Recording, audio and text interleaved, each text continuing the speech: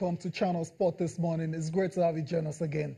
I'm Tayo Salam. And I'm Cecilia Omogbe, and we're starting with the CAF Champions League, where MFM wasn't really a slim win for them. Yes, it wasn't so rosy for them because we expected 4 or 5 goals, 3 at least against I know you were MC Algiers. counting but at the numbers. end of the day, it ended 2-1. So that's a slim win they will be taking to Algeria. Right, slim win.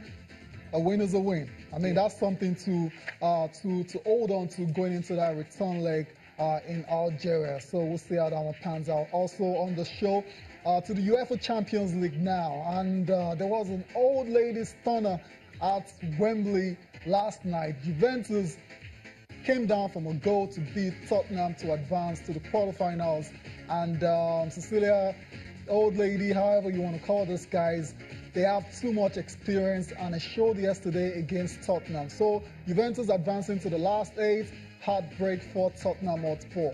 Expectedly, the experience had to play out this time around. That was what happened. Right, experience, right. Also on the show, but this time in the National Basketball Association. I mean, when something is incredible, it's only right to keep track of it. And as of this morning, the Houston Rockets won their 17th game in a row, defeating the Milwaukee Bucks in that very, very exciting encounter. That one ended 110-99. That's where we start the show from. Cecilia, like I said, if something incredible is happening, it's only right you're part of that moment. Yes. Keep monitoring, keep following, and keep celebrating it whenever it ends. Until the sad news will come.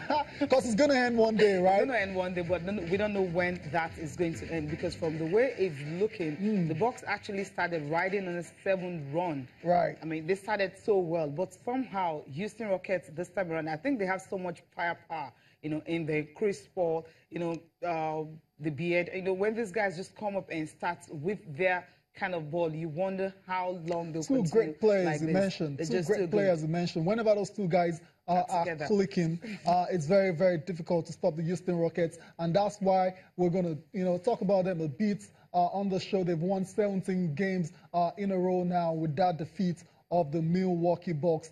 James Harden scoring 26 points in that game. Eric Gordon was on fire as well, too, added 18 points. And two mouth-watering and momentum-swinging three-pointers in the third quarter. The Houston Rockets, they're getting closer now to the longest winning streak in their franchise history, because the other one happened in 2008 when Tracy McGrady and Yao Ming were still in action, and they won 22 in a row. So, Cecilia, how many to go?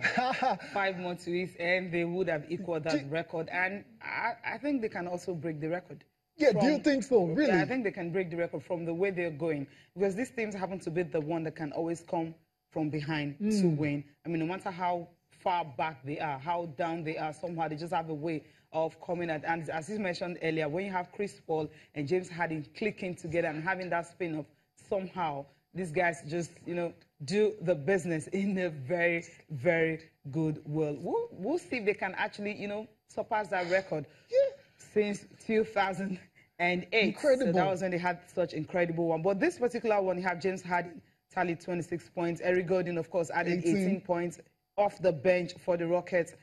I think this they have a lot of weapons. I mean, like I said, this is a team to really watch out for going into the playoffs. I know a lot of they have a few detractors out there that say they haven't really done much in the playoffs. But with the way they're playing this season, and if they manage to secure the #1 seed in the NBA, perhaps that might just put them in good stead to go for the championship. So that's it for the Houston Rockets. If Giannis has woken up early, I mean, he was sleeping at first, but by the time he woke up, 30 points, but then it was already too late.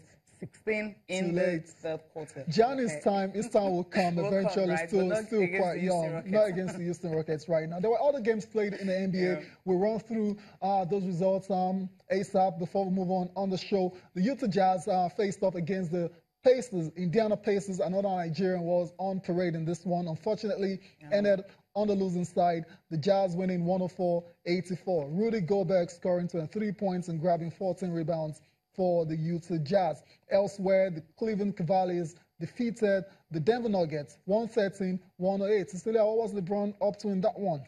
Well, I think when you have a player who knows that he's a superstar and everyone is looking at him to actually perform the magic, he just have a way of doing it. So 39 points. Whoa. I mean, I think 39 points. 39 points. That was really, really huge. And 9 of that 39 points came in the final 1 minute 41 seconds. Right. And if you look the fadeaway and the jumper that he did from the left corner, right? I think that's when you know that okay, this guy is really ready to take it when his other teams are trying not to have him. Exactly. They had lost this game. Also, and 8 rebounds. That's too shy of a triple-double, right?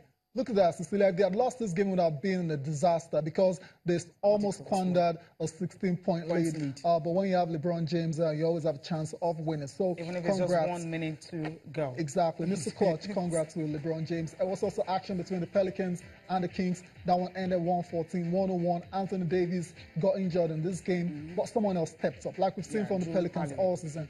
Drew Holiday, right? Stepped up in that game and led them to a 114-101 victory. And last but not the least, the Raptors and the Pistons. The Raptors still going great guns. 121-119 victory over the Pistons. The two superstars in this game showed out. Cecilia, on the side of the Raptors, we have DeMar DeRozan. On the side of the Pistons, we have Blake Griffin. And they both showed out. Incredible. Yeah, that's huge.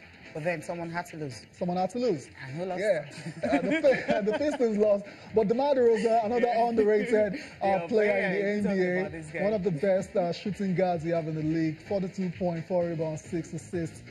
Blake Griffin, 31, 3 and 4. That game went into overtime. Yeah, very, very tight game. So that's it. That's it for the NBA. Let's race on quickly to the track. Okay. Formula One preseason testing. The final round of testing is on the way, and very interesting results we're seeing. I know it's still testing, right? But for me, I'm starting to see. You're looking at your favorite already. I'm starting to see indications. I'm starting to see pointers of where the championship fight is going to be. Okay. And is it between teams right now or between the drivers? I think it's going to be between teams. I think it's still going to be. I suspect Mercedes is still, slightly ahead of their rivals, Ferrari and Red Bull. So let's give credit to this man. But let's talk about this guy. Yeah, Daniel Ricciardo showed the pace lapping Barcelona's Formula One